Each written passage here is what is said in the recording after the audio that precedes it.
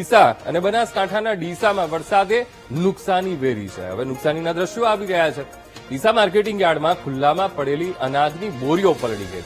તો મગફળી, રાયડો, બાજરીનો પાક ખુલ્લામાં રાખવામાં આવ્યો હતો એ યાર્ડમાં, અને યાર્ડ દ્વારા સૂચના આપવા છતાં વેપારીઓએ ખુલ્લામાં એ માલ રાખી દીધો હતો. મોડી રાત્રે જે વરસાદ પડ્યો તેના કારણે વેપારીઓને બધો જ માલ પલળી ગયો છે. હવે માલ પલળી જતા વેપારીઓ અને ખેડૂતોને ભારે આર્થિક નુકસાની વેઠવાનો વારો આવ્યો છે.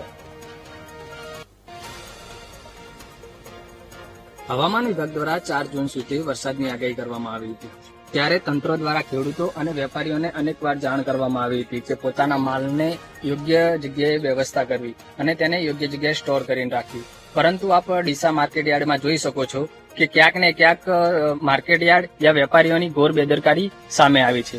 ગત મોડી રાતે વરસાદ થતા ખેડૂતોનો માલ બહાર ખુલ્લામાં જ પડ્યો રહ્યો, અને આપ જોઈ શકો છો કે આ રાયડાનો પાક છે જે રાતના મોડા સુધી પડ્યો રહેવાના કારણે ક્યાંક ને ક્યાંક તેને પલળવાનો વારો આવે છે. ત્યારે ખેડૂતોએ અનેક વાર તો ન્નુકસાન ભોગવવાનો વારો આવ્યો છે, પરંતુ રાતે વરસાદ પડતા એમને બીજી વખત પણ નુકસાન ભોગવવાનો વારો આવ્યો છે. ચેતન કોટડિયા, વીટીવી ન્યૂઝ, ડીસા.